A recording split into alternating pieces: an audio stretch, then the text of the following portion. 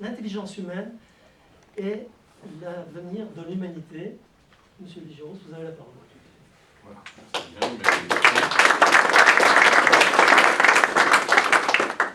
donc comme Patrick est très sobre, et il ne vous a peut-être pas expliqué que dans le « et », au début de la conférence, ça sera « ET », et à la fin de la conférence, ça sera « EST ». C'est ça le but, en 50 minutes, voire 51. Je ne sais pas si ça appartient au protocole, enfin si vous avez des questions en plein milieu de la conférence, n'hésitez pas, surtout si vous avez des reproches, parce qu'après c'est long, 50 minutes pour se rappeler qu'on devait envoyer une pointe. Vous voyez? Donc, au niveau des égos, donc c'est intéressant de faire cette mise au point, parce que quand on parle d'intelligence artificielle, jamais personne ne dit vous allez froisser notre ego. Voilà. Alors qu'en fait, je pouvais facilement vous froisser avec vos portables, vos ordinateurs, savoir si vous avez le dernier cri ou pas. Alors, on va parler de votre cerveau. Enfin, vous ne prenez pas personnellement tout ce que je vais dire. Hein. C'est un cerveau en moyenne, donc le vôtre est certainement mieux placé, puisque vous êtes dans Rotary, Lions, etc., et même jusqu'à Nantua, donc tout est représenté.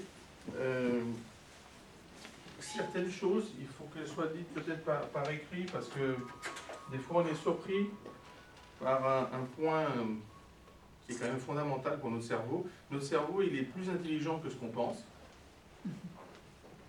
chacun au sien, et il est plus feignant que ce qu'on estime. Voilà, donc il faut partir déjà de cette problématique. Alors tout d'abord, est-ce que les gens aiment les gens feignants ? En général, non. Alors, il faut savoir que c'est une condition nécessaire à l'intelligence.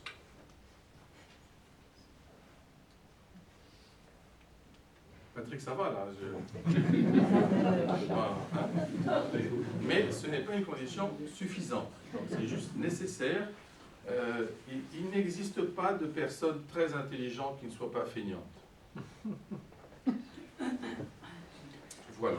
Alors, donc ça soit dit dès le début. Donc, si vous avez des problèmes à la fin au niveau du repas, dites-le bien que vous ne faites jamais rien de la vie. D'ailleurs, on a très bien compris que le vice-président ne travaillait pas alors que le président travaille. Il est parti.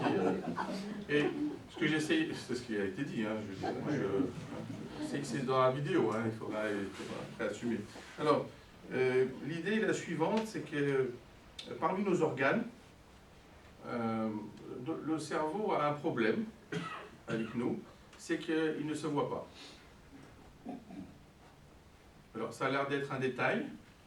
Pensez à tous les gens qui vont dans des salles de gym. S'ils ne voyaient pas leurs muscles et s'ils ne voyaient pas leur graisse, est-ce qu'ils iraient? Donc ça, c'est une question pour personnes humaines et pas pour ordinateur. Hein. En fait, on a besoin de voir pour faire quelque chose. C'est très difficile de voir dans l'invisible. Alors, c'est le point de vue de l'intelligence. Alors, on va commencer à mettre des lettres. Alors, le tableau sera plein. Mais ça sera quand même relativement codé, donc ce sera sobre. Hein. Donc, par exemple, donc, je mettrai un I. Alors, malgré les propos de Patrick, j'utiliserai quand même I majuscule, hein, parce que des fois, on a l'impression qu'il ne faut pas mettre minuscule déjà pour l'intelligence humaine. Alors, l'intelligence humaine, deux points de vue, une intelligence fluide et une intelligence cristallisée. Alors, la fluide, c'est en gros l'intelligence que vous avez à votre naissance, c'est votre intelligence que vous retrouvez dans vos enfants, surtout quand ils vous énervent. Vous voyez, quand ils ne vous énervent pas, ils sont assez proches du cristallisé, sans qu'ils le sachent. Quand ils sont fluides, ils vous rendent des attaques et vous vous dites, c'est pas de son âge, c'est pas normal ça. Vous voyez ce genre de choses? Ça, c'est un indice d'intelligence fluide. C'est-à-dire, c'est une intelligence, si vous voulez, brute de décoffrage, hein, parce qu'on a des gens qui sont dans le domaine, et qui surprend parce qu'elle n'a pas la politesse de l'intelligence cristallisée qui est obtenue après une méthodologie. Alors, donc ça, si vous voulez, c'est inné. Et ça, c'est environnemental. Alors, ça, je le dis parce qu'on est en France, hein, d'accord? Donc si on était en URSS, le F n'existerait pas. Je vois qu'il y en a qui ne sont pas allés dans cette période en Russie. Alors, et l'aspect cristallisé, en fait, il a besoin d'une méthodologie. Alors, méthodologie, ça veut dire quoi? Ça veut dire des techniques, ça veut dire de la mnémotechnique, et ça veut dire essentiellement qu'il faut comprendre déjà qu'on a un problème. Alors, qui comprend qu'on a un problème? Eh bien, c'est l'intelligence fluide. Alors, l'intelligence fluide repère le problème, mais ne le résout pas. Certainement, vous connaissez des personnes comme ça, qui sont tout à fait capables de repérer les problèmes, mais pas de les résoudre. Et puis il y en a qui sont capables de les résoudre, mais pas de les repérer. Alors devant des mots, qui est le plus utile? S'il ne repère rien, il résout. Alors ça vous donne un exemple avec Léonard de Vinci. Léonard de Vinci a toujours été utilisé en tant que conseiller. Jamais il n'a construit, mais tout le temps on lui demandait quels étaient les défauts des constructions qu'il voyait. Mais la société était quand même assez retardée, puisqu'elle n'a jamais dépassé le cap de lui demander directement à lui de le faire. Vous voyez la différence? Par exemple, c'est avec Eiffel, on a fait la tour Eiffel, mais pour Panama, on lui a demandé des conseils. Bien sûr, on lui a demandé des conseils quand ça n'allait plus. Alors ça, c'est très révélateur aussi. C'est rare de demander des conseils à de l'intelligence fluide. Alors c'est dû au fait que les gens s'attendent à un niveau d'expertise pour pouvoir poser des questions. Vous voyez? Est-ce que ça vous est arrivé par exemple de poser des questions à un gamin de 10 ans sur un problème? Vous dites, qu'est-ce que tu en penses, toi? Alors, en général, ils donnent leur avis sans qu'on leur donne l'autorisation. Mais ce que j'essaie de vous dire, c'est que vous êtes différents experts ici, dans différents domaines. En gros, vous comptez 20 ans d'apprentissage, 10 ans d'expertise, et ensuite savoir-faire. Ça va, ça? Ça va. Bon, alors maintenant, imaginez que vous divisiez par 2 tout ce que j'ai dit. Il y en a plusieurs d'entre vous qui vont dire, faut pas... Non, voilà, mais il y a quand même un certain domaine où on le supporte. Alors, un domaine où on le supporte, c'est la musique. Enfin, on le supporte quand on n'est pas très au courant. Parce que le talent musical, on le supporte. Quand Mozart compose à 5 ans une symphonie, il vaut mieux pas connaître ce que c'est une symphonie. Parce que si on ne connaît pas bien, on se dit, bon, bah, c'est un morceau musical, quoi. Il a chantonné à plusieurs, il a écrit, ça va. Et donc, dans le domaine musical, ça va. Dans le domaine échiquéen, ça va aussi. On peut avoir des talents. On peut même l'avoir en mathématiques. Par contre, vous avez un problème pour l'obtenir en philosophie. Vous voyez? Alors, c'est assez drôle parce que finalement, le cerveau est philosophe bien avant les autres domaines. Mais ça ne se voit pas. Alors, la différence qu'on va mettre en évidence, c'est la différence entre le talent et le sourdouement.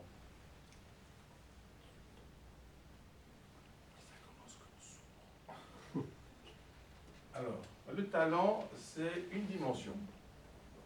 Donc, ça se repère vite. Donc, par exemple, si je vous lève l'un d'entre vous, je ne lève pas les dames, d'1 mètre, vous allez tous le repérer. Maintenant, si on lève toute la salle d'1 mètre, il faut être Einstein. Le repérer avec un peu d'inertie. Alors, là, c'est multidimensionnel. Alors, contrairement à ce qu'on pense, notre cerveau, naturellement, il n'a pas de talent. Mais... Je ne sais pas pourquoi vous avez de votre voisin, mais en fait, notre cerveau est naturellement doué pour tout. Là, vous êtes content ou pas? Parce que la première partie avait l'air d'être négative. Vous voyez, en fait, on le voit par exemple en linguistique, ça a été très bien étudié par Chomsky. vous prenez un enfant, vous le déplacez, hein, et ben, il apprend la langue sans aucun accent, où que vous le mettiez. Donc en fait, on a une structure cérébrale qui a une fonction très ouverte. Alors, on va voir ce que ça veut dire ouvert. Donc, une structure ouverte, ça veut dire quoi? Vous savez, on a à peu près tous autour de 100 milliards de neurones. Donc ça fait plaisir. En général, c'est assez gros. Voilà. On a entre 5000 et 10 000 synapses entre les neurones, pour chaque neurone. D'accord? Ça a l'air petit, hein? Non, ça vous fait beaucoup? Non, ça vous semble beaucoup quand même? Alors, ouais. Bon, alors on va essayer de montrer qu'en fait c'est très peu. Vous voyez? Alors vous allez prendre par exemple une matrice, vous imaginez un grand carré, avec 100 milliards. 100 milliards. D'accord? Et chaque fois que vous prenez une ligne, vous remplissez seulement 5000 ou 10 001. Le reste, vous mettez des zéros.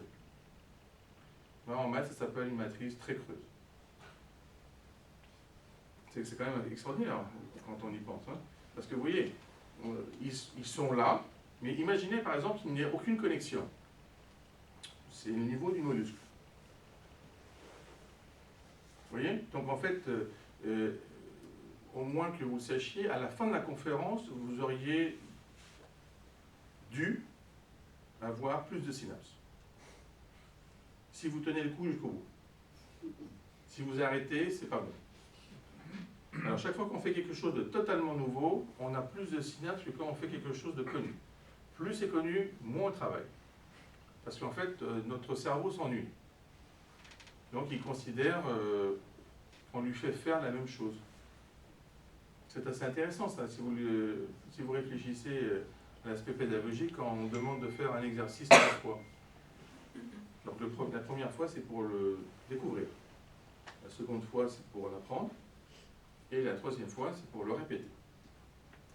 Donc imaginez que quelqu'un trouve que c'est répétitif au premier coup. Sans bête.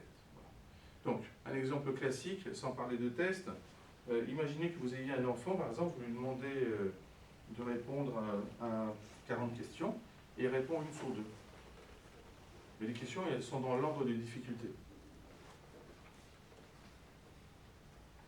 Et il répond juste à une sur deux. Là, vous avez un problème, parce que si vous faites la moyenne, ça fait que la moitié. Donc vous dites, ben voilà, c'est une moyenne. Et puis après, si vous êtes dans le domaine de la psychotechnique, vous vous rendez compte qu'en fait, il se moque du testeur. Puisqu'il vous montre qu'il peut faire bien plus. Simplement, il fait que la moitié. Il l'a fait de façon régulière pour vous montrer que c'est un code. Si c'était au hasard, et s'il avait répondu qu'à des questions difficiles, on lui a dit, est-ce qu'il sait répondre aux questions faciles? Ça c'est une question très sociale. C'est intéressant. Comme si c'était important de répondre aux questions faciles. Il y a plein de gens qui peuvent répondre aux questions très faciles. Alors, donc là, cette structure ouverte, vous voyez, en fait, avec nos 5 milliards, imaginez que les 5000 à 10 000, c'est quelque chose sur lequel on peut travailler. On ne travaille pas sur la fabrication de neurones, mais on travaille sur la fabrication de synapses. Alors par exemple, les experts qui sont dans plusieurs domaines, eh bien ils ont en moyenne plus de synapses, parce qu'ils sont obligés de communiquer avec les autres. Et ils n'y arrivent pas facilement. C'est pareil, en fait, on a le problème d'interprétariat. Alors pour vous rendre compte ce que ça veut dire l'interprétariat, il y a l'interprétariat de bas niveau, c'est-à-dire qu'on travaille sur une langue et on sait traduire d'un côté. Hein. Il y a l'interprétariat de haut niveau, donc on arrive dans les deux sens. Et puis il y a l'interprétariat qui n'est plus interprétariat parce qu'on est bilingue. Donc en fait, on travaille sur une langue. Alors on a repéré des différences cérébrales entre les bilingues et les gens qui parlent plusieurs langues. C'est différent. C'est pour ça qu'en fait, vous imaginez, certains pays sont trilingues de personnes, et on voit des différences quand même. Donc ça peut être intéressant. N'oubliez pas aussi ce proverbe tchèque, plus on connaît de langues, plus on est humain. Il n'est pas connu aux États-Unis. Donc vous inquiétez pas. Alors, ça veut dire quoi? Ça veut dire que si on a une structure ouverte, ça veut dire qu'en fait on peut la remplir. Alors est-ce qu'on peut la saturer? Ça, c'est plutôt pour les dames. Parce que les dames toujours s'occupent pour leurs enfants, est-ce qu'on ne les fait pas trop travailler, etc. Non. Non. Non, on n'arrive pas à la saturation. Même jusqu'à la fin de votre vie, quoi. Vous serez insaturable. Et insaturé. Alors, c'est assez intéressant de l'imaginer parce que ça veut dire que notre capacité cérébrale est en gros exponentiellement plus grande que ce qu'on admet. Finalement, ce que je suis en train de vous dire de façon discrète, c'est que l'ordinateur le plus évolué que vous ayez chez vous, c'est votre cerveau. Il y en a qui se disent, c'est pas gagné. Je vais aller acheter Apple. Possible, quoi. Et pourtant, si vous regardez en fait les caractéristiques de votre ordinateur dernier cri, vous allez vous rendre compte qu'il est très très loin. Il est très très loin de ce qu'on va faire. Et vous allez dire, mais pourquoi alors il est si loin, quoi? Parce qu'on ne sait pas faire mieux encore, quoi. Alors c'est assez intéressant parce que c'est nous qui ne savions pas faire mieux que nous. En gros, c'est le problème du père et du fils, hein, quand c'est régressif. Alors, bon, je vois les pères sont perturbés. Il y a la mère aussi qui compte, hein, donc c'est pas tout seul, hein, c'est pas très neutre, hein, vous voyez. Alors, donc, comment repérer un talent? Eh ben, c'est facile, hein, parce que justement, il représente un pic. Ben, donc, vous repérez le pic. Ben, pour vous rendre compte combien ça peut être faux de repérer les pics, eh bien, vous savez, il y a plusieurs personnes qui considèrent que les autistes ont des plus grands talents que d'autres. D'accord? En fait, quand on regarde la distribution, eh bien, elle est exactement la même que la population normale. Alors vous allez me dire, mais comment ça se fait? C'est très simple, parce que tout le reste est bas.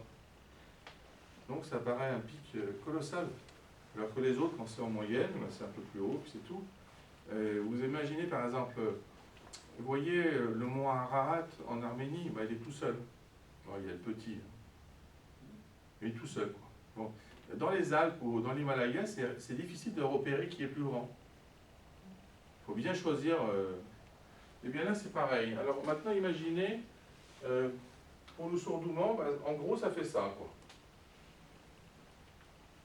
Alors, quel serait le modèle idéal pour comprendre le sourd-doué? En fait, c'est le décathlonien. Vous voyez?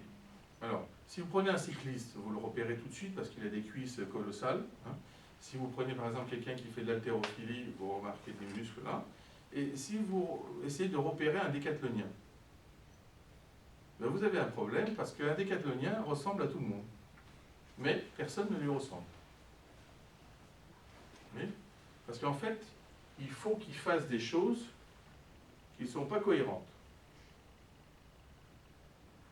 Je m'explique. S'il est censé faire le saut à la perche, il faut qu'il soit comme ça. Il faut qu'il soit léger. Il faut qu'il soit sec. Et la même personne doit faire, par exemple, du poids.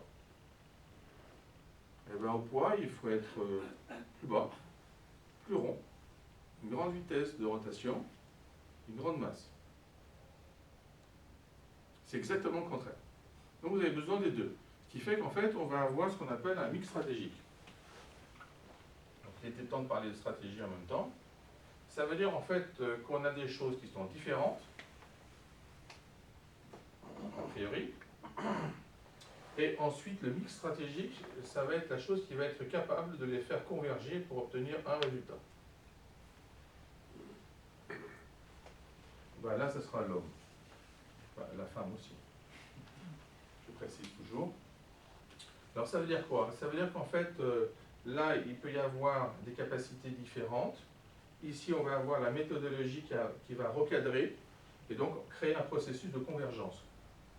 Parce que si on a un processus ici qui est intéressant, donc c'est un processus de découverte, mais en même temps, c'est un processus de découverte divergente. Vous savez, c'est les gens en fait qui ont des idées qui partent dans tous les sens et quand tu lui dis bon, bah, dis-moi quelque chose de concret. Hein? Là, ça s'arrête. Et en fait, quand on fait par exemple des groupes avec du brainstorming, on aime bien avoir ce genre de personnes. Mais on aime bien avoir une autre qui dit il n'y a que ça à apprendre de ce qu'il a dit. Hein? parce que c'est trop divergent. Donc on n'arrive pas à savoir dans quel sens il faut le prendre. Alors ce genre de personnes, donc ce divergent et ce convergent, se combinent très bien en astronautique. Voilà. Alors en astronautique, en fait, on a les convergents, c'est plutôt les astronautes, contrairement à ce qu'on pourrait penser, et les divergents, c'est ceux qui résolvent leurs problèmes. C'est Houston. Vous voyez? Allô, Houston, on a un problème. Enfin, ça, c'est les divergents là-bas. On n'oserait pas les envoyer sur la Lune, ceux-là. Parce qu'on aurait peur qu'ils restent. Vous voyez? Alors que les autres, quand même, sont plus normaux et donc ils reviennent. Ça leur fait plaisir quand même de revenir. Et les autres sont contents qu'ils ont fait ce voyage avec une boucle. Alors, cette différence-là va être vraiment fondamentale au niveau de l'intelligence parce que, contrairement à ce qu'on pense, la première caractéristique de l'homme, c'est son cerveau. J'ai mis un C pour que ça fasse comme cœur. Alors, c'est assez intéressant le cœur aussi. Je veux dire, quand il y aura des extraterrestres, je mets des extraterrestres comme ça on n'aura pas de problème avec l'intelligence artificielle, parce qu'elle posera sans doute la même question.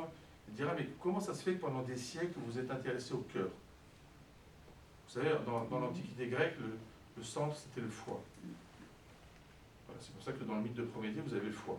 Donc, personne maintenant s'intéresse vraiment au foie, sauf quand il y a un problème. On ne peut pas considérer que quelqu'un pense que c'est vraiment le cœur du problème. Vous voyez ce que je veux dire? Et vous dites jamais c'est le foie du problème. Voilà. Alors on dit par exemple un ordinateur qui a plusieurs cœurs, ça c'est intéressant parce que ce ne sont pas des cœurs. Ce sont des processeurs et qui ressemblent plus à des cerveaux, mais ça nous énerve, surtout en France, de dire qu'il a plusieurs cerveaux. Ça c'est intéressant comme point de vue, hein, parce que dans d'autres pays on dit, et dans d'autres on évite. Alors on a du cœur, Rodrigue le sait très bien, mais le problème c'est que c'est le cerveau qui est le plus apte à faire des choses. Alors si vous voulez le voir autrement, parce que s'il y a des médecins dans la salle, eh bien, il n'y a que le cerveau qu'on ne greffe pas. Hein.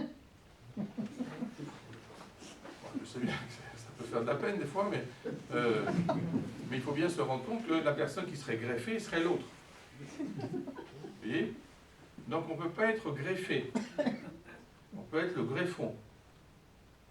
Ça, c'est quand même un test. Alors qu'avec le cœur, c'est fait, quoi. Il y en a même qui ont des cœurs artificiels sans aucun problème, etc. Bon, alors, ça c'est réglé. À partir du moment où ça c'est réglé, ça veut dire qu'est-ce qu'on en fait de ce cerveau? Alors, la nature, vous voyez, elle l'a mis dans une boîte, elle le protège. Vous voyez? Alors, bon, le truc n'est pas très protégé, il faut mettre des cheveux aussi. C'est très important les cheveux, on le voit bien sur les casques. Hein.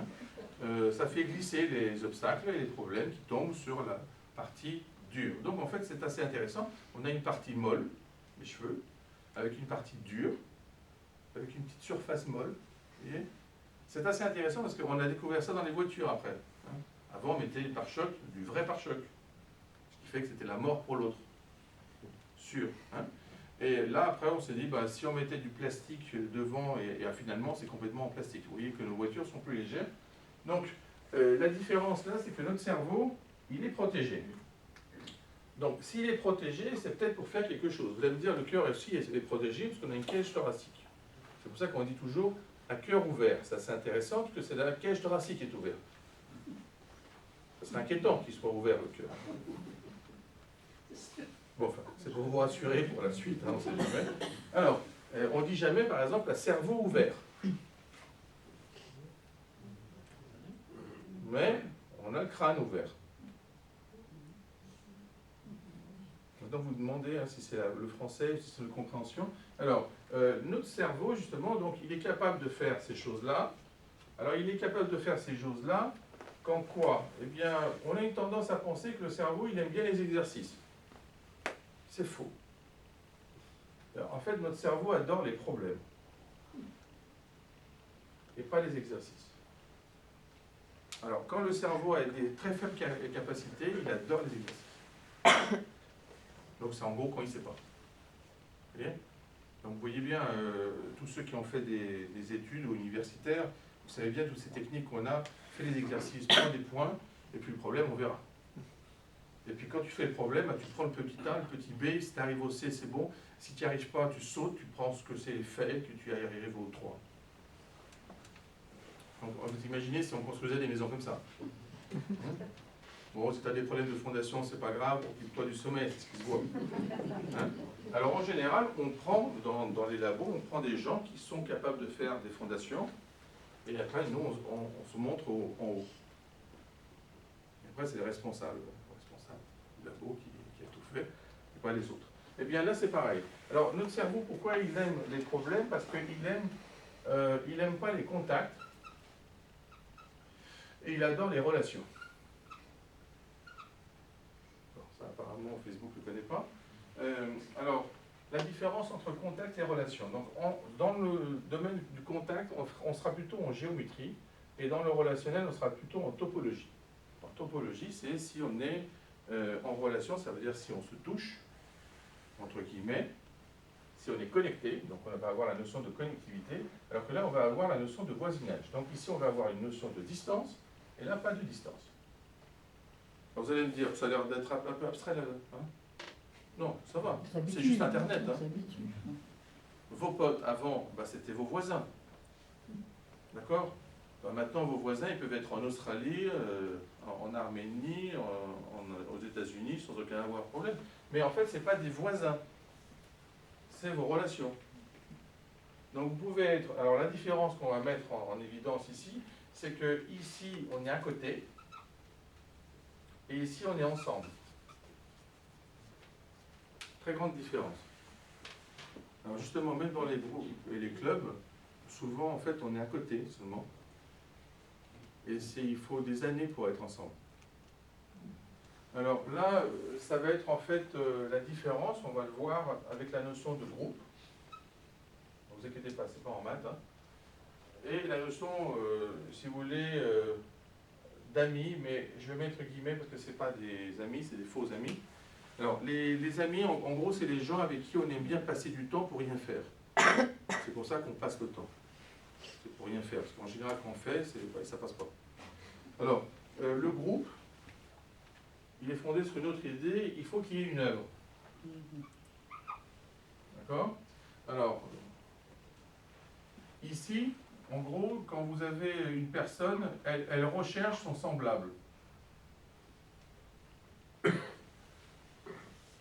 Alors, si vous êtes trop semblable, bon, tout ce qu'on va dire ici, vous ne le dites pas à vos amis, hein, après, surtout s'ils sont dans cette catégorie, si vous ressemblent beaucoup, parce qu'en fait, c'est une perte de temps cérébrale. Vous voyez? Plus vous êtes avec quelqu'un qui vous ressemble, de toute façon, sinon, vous prenez carrément le miroir et vous parlez avec vous-même et vous n'avez pas de problème.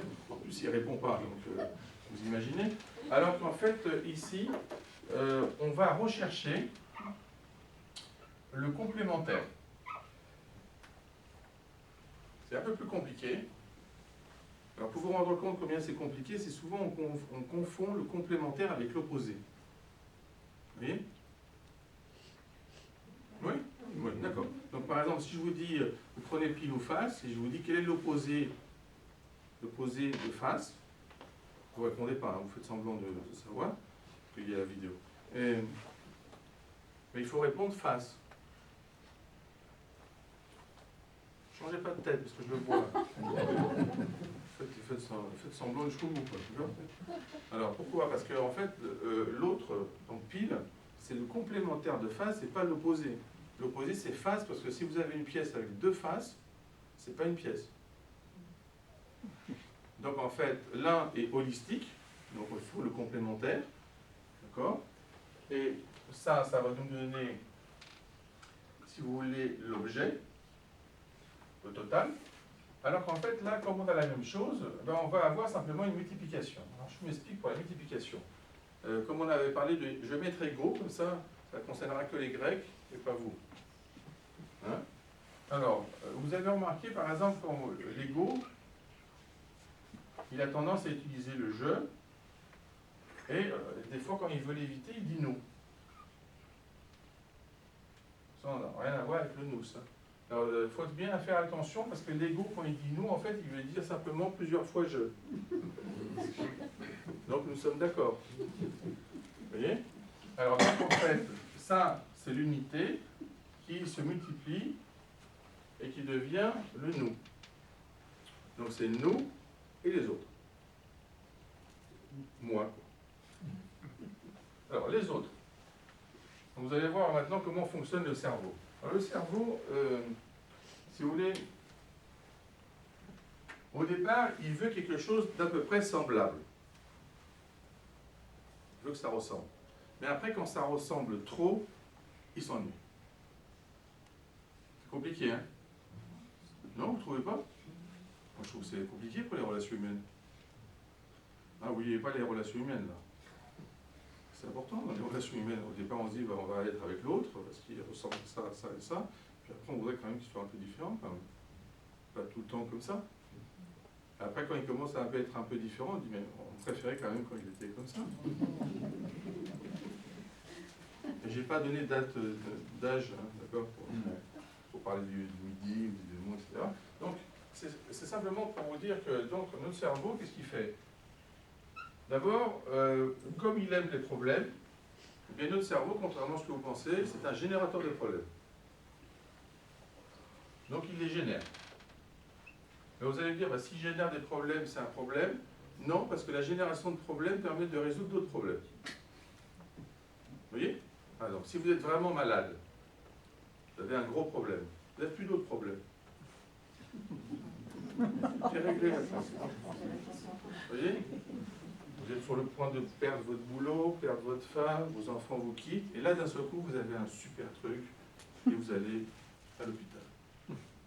Et bien là, d'un seul coup, ils viennent tous. Pour mieux vous quitter après, mais ce n'est pas un problème. Ce qui est important, c'est que d'un seul coup, les problèmes ne sont plus les mêmes. Donc en fait, quand on a un générateur de problèmes, ça veut dire qu'en fait, on a une hiérarchie. Donc quand les gens vous disent « moi j'ai des problèmes », il faut leur dire à quel niveau. Il ne faut pas leur dire « oui ». Il faut partir du principe que c'est vrai ce qu'ils disent. Le problème c'est que si c'est échelle Richter ou 10. Alors, je vous donne un truc de sauveteur. Il disait, voilà, à Richter 7, vous faites ça, ça et ça. À 9, il n'y a rien. Donc vous voyez, il n'y a plus de problème. Alors, ce qui est important, c'est que pour avoir des problèmes, il faut être vivant. Ça a l'air d'être un détail. Il faut être vivant. Donc en fait, notre cerveau, il sait qu'il est sans arrêt en train de mourir, et il fait tout pour retarder, pour être vivant. Donc en fait, on est une mort retardée. Voilà, donc ceux qui n'aiment pas être en retard, c'est pas bon. C'est bien, lentement quoi. Voilà. Alors, vous vous rappelez ce qu'on dit au Moyen-Âge, la mort est difficile, mais à la fin on finit par y arriver tous. Les sagesse lyonnaise. Alors, donc là, en fait, pour être vivant, eh bien, il faut générer des problèmes et il faut de temps en temps en résoudre. Voilà.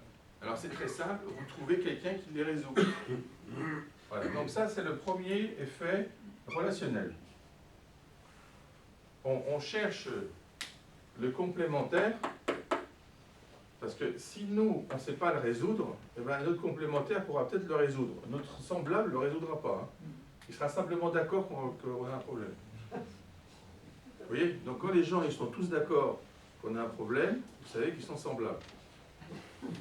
Donc leur problème, c'est de trouver quelqu'un de différent. Hein. Vous vous rappelez le fameux de Marcel Pagnol, il y avait un village où il y avait des gens qui étaient très savants, qui savaient que quelque chose ne pouvait pas se faire. Puis un jour, il y a un imbécile qui est venu, qui lui n'était pas au courant, il l'a fait. Vous voyez? Donc en fait, dans cette résolution, on va avoir besoin de l'innovation. Alors l'innovation, alors ça c'est une propriété qu'adore le cerveau. Il adore innover, même si c'est inutile. Oui, parce qu'il faut bien faire attention à... Il y a une différence entre un dépôt de brevet et une innovation. Un dépôt de brevet, vous déposez votre brevet, vous êtes content, etc. Ça marche, vous avez de l'argent, ça ne marche pas, vous n'avez pas d'argent, enfin vous l'avez déposé. Bon. L'innovation, il faut que ça soit accepté par la société. Donc vous avez en fait un apport extérieur. Voilà. Bon, des fois, on peut même avoir, j'en entendais d'ailleurs, je ne vais pas le dire. On peut même avoir des innovations qui sont tellement retardées comme innovations, parce que la société ne pouvait pas le comprendre, que finalement, elles ne sont plus des innovations, et elles ont été prises par quelqu'un d'autre. Voilà, qui lui a innové du point de vue marketing. Alors l'innovation est importante, ne pas confondre avec le brevet. L'innovation, en fait, c'est de la pensée aussi qui est latérale. Alors la pensée latérale, vous voyez, c'est très compatible avec l'aspect divergent. Alors justement, quand on a une trop grande convergence, eh bien, on remet de la pensée latérale dans notre cerveau. Donc par exemple, pour mettre de la pensée latérale dans notre cerveau, il faut penser à un autre problème.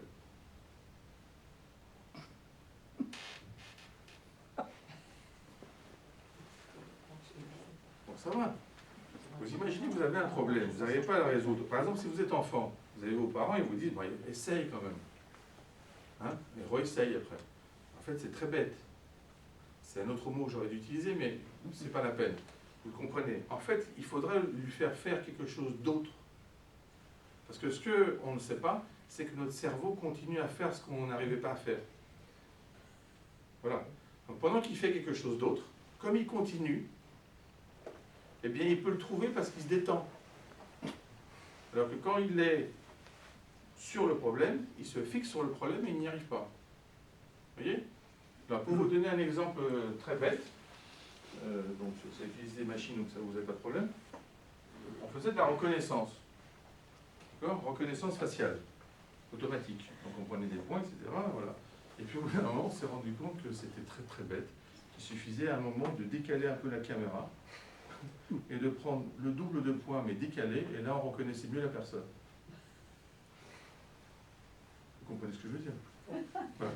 Donc, c'est quand même ridicule parce que si vous réfléchissez bien, c'est exactement ce qu'on fait tous quand on ne reconnaît pas bien quelqu'un. On le regarde un peu décalé pour avoir quoi? Eh bien, finalement, le trois quarts. Oui, rien. C'est très simple, les choses, en fait, il faut regarder l'histoire de l'humanité pour voir comment ça fonctionne. Qu'est-ce qu'on sait bien dessiner? Le profil. Les Égyptiens, spécialistes du profil. Bon. Face. On a mis beaucoup de temps pour trouver la face. Le trois quarts. C'est très simple en fait. Regardez les portraits robots. On fait des portraits robots de face. Vous voyez? Alors c'est pour faire quoi? C'est très bête, vous allez me dire. Non? Vous pourriez faire deux profils. Vous êtes dans... Hein? Ça dépend comment on a vu la personne. Non, c'est pas ça. C'est qu'en fait, aucun visage n'est totalement symétrique. Donc ça va donner énormément d'informations. Et on a une énorme perte dans le profil. Par contre, on a une beaucoup plus grande information en trois quarts. Et ça, les acteurs le savent. Parce qu'ils choisissent leurs trois quarts. Et il y a des acteurs, quand vous voulez les filmer, ils sont toujours d'un côté. Ils ne sont jamais de l'autre. Les femmes, c'est vraiment caractéristique. Vous n'avez jamais remarqué ça? Surtout quand ils ont des faussettes, des trucs comme ça. C'est comme si c'était dessiné, vous voyez? Les mouches, etc. Bon. Alors, ça veut dire quoi? Ça veut dire qu'en fait, on a du mal, quand on est simplement dans une seule dimension, à voir les objets. Donc en fait, on a besoin de plusieurs dimensions. Alors de combien de dimensions a besoin le cerveau? Eh bien, d'énormément de dimensions. Alors contrairement à ce qu'on pense, on considère qu'en fait, on voit très bien jusqu'à 3 dimensions. À 4 dimensions, on a déjà du mal. Les visions cubistes sont compliquées. En fait, notre cerveau voit plus de façon topologique que de façon géométrique. Donc il voit mieux les relations entre les objets que l'objet. Je vous pose une question par exemple sur le fils de quelqu'un. Vous savez, le plus simple, c'est ce que je viens de vous dire, c'est le fils de quelqu'un. Qu'est-ce que j'ai fait en faisant le fils de quelqu'un? J'ai mis en relation quelque chose de complexe, le quelqu'un, et le fils. Ils ont simplement un lien de parenté. J'ai décalé le problème. En fait, je ne sais traiter ni l'un ni l'autre. Je voudrais bien voir votre tête, par exemple, vous voyez, si c'est madame, la machine répond. On lui dit c'est qui? Elle répond c'est la fille de machin. Vous serez contente de ça comme résultat? C'est pourtant ce qu'on fait. Quand vous cherchez quelqu'un, vous dites c'est bien, c'est la fille de... En fait, vous créez de nouveau le lien. Donc vous faites un réseau. Alors, ce que repèrent plus facilement les femmes, hein, alors ça, il faut le dire, hein, les femmes sont plus évoluées cérébralement que les hommes, mais moins.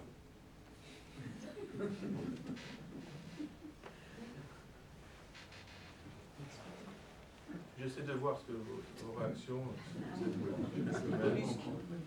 Non, non, non, je m'explique. Alors, par exemple, en moyenne, le cerveau homme, par rapport au cerveau femme, il est plus gros. D'accord? Alors vous allez dire, bah, si c'est plus gros, c'est plus gros. Il est plus gros parce qu'ils ont plus de muscles. Donc il faut gérer ça. Ce qui veut dire qu'en fait, les autres ont plus de graisse.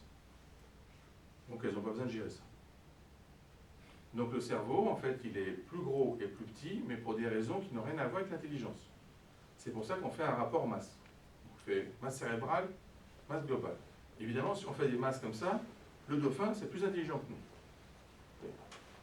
Donc il faut imaginer, par exemple, que l'homme, il est un peu derrière la femme, devant le dauphin, ou le contraire. Ben, prenez le contraire. Alors, donc ça veut dire quoi, ça? Ça veut dire que il faut pouvoir l'utiliser, l'exploiter. Alors je vous donne un exemple. Par exemple, si vous prenez 2 points, vous avez simplement une relation entre les deux. Donc ça, c'est quelque chose que font très bien les femmes. C'est qu'elles regardent le relationnel et les hommes sont plutôt dans l'individuel. Alors, ne vous inquiétez pas, hein, quand je dis hommes et femmes, simplement, c'est comme si on était dans les années 70. D'accord? On ne pouvait pas prévoir à l'époque qu'on ferait tant de changements. Alors, les hommes s'intéressent à ça, et les femmes s'intéressent à ça. Alors, vous allez me dire, bah, là, elles sont en infériorité. En fait, ce qui se passe, c'est que si vous avez 3 objets, vous avez 3 relations. D'accord? Eh bien, si vous continuez, là, vous avez un petit problème, parce que quand vous avez 4 objets, vous en avez 6 de relations. Donc, c'est pour ça que dans les ressources humaines, on met souvent une femme à la tête des ressources humaines. Pourquoi? Parce qu'elle travaille mieux sur le relationnel que sur les individus. Je vous donne un exemple. Vous êtes un grand spécialiste dans une boîte, d'accord? Vous êtes le patron. Parce que en gros, c'est ça que ça veut dire, grand spécialiste dans une boîte. Les autres sont simplement spécialistes. Le grand spécialiste, c'est le patron. Alors le patron, il considère qu'il a des employés à partir du moment où il connaît leur CV. Non? Oui? Maintenant, vous dites, si je dis oui, il va l'utiliser contre moi. Donc, je ne suis pas juriste. Alors, en fait, vous regardez les CV, vous ne regardez pas les relations des CV avec les CV. Alors qu'en ressources humaines, la première chose qu'ils vont regarder, c'est si un nouveau CV peut être incorporable dans le groupe existant, avec les relations qu'ils ont. Sinon, si c'est pour pourrir la vie du groupe, ce n'est pas la peine d'avoir une super recrue. D'accord. On a un autre problème aussi en relations humaines, c'est que souvent, quand on recrute quelqu'un là où il y a un trou. D'accord? Bon. Mais le problème, c'est que cette personne-là est peut-être moins compétente qu'une personne qui n'est pas dans le trou, qui devrait être déplacée pour être dans le trou, pour qu'il aille, lui, là où il a été déplacé. Vous voyez, ce jeu de domino, alors ça peut être très compliqué, parce qu'imaginez, par exemple, que si à chaque recrutement, vous avez 2 ou 3 changements. Il faut savoir que c'est l'optimum. Juste à savoir, hein, d'accord? Parce que quand vous faites un super placement et vous dites, il y avait un trou, il a été placé là, eh bien, en gros, vous êtes dans une approche de l'équilibre de Nash. C'est qu'il n'y a pas de collaboration, vous avez fait le strict minimum et vous êtes content. Si vous avez un équilibre de type Pareto, eh bien, vous avez une collaboration, ce qui fait que ça va créer une synergie. Donc, on a une différence entre collaboration et synergie. Là, en fait, ce qu'on aime bien, c'est au maximum avoir des collaborateurs, et pas des personnes avec qui on est en synergie.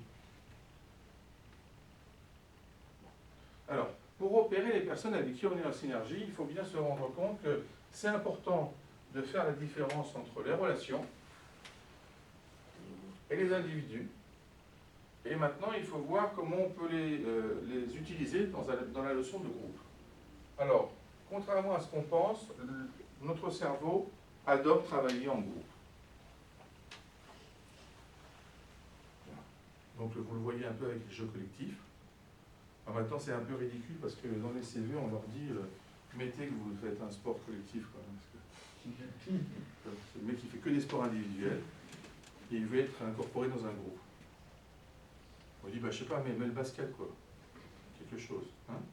Alors, il faut voir qu'il y a les collectifs et les mi-collectifs. Alors, on n'utilise pas tellement le mi-collectif.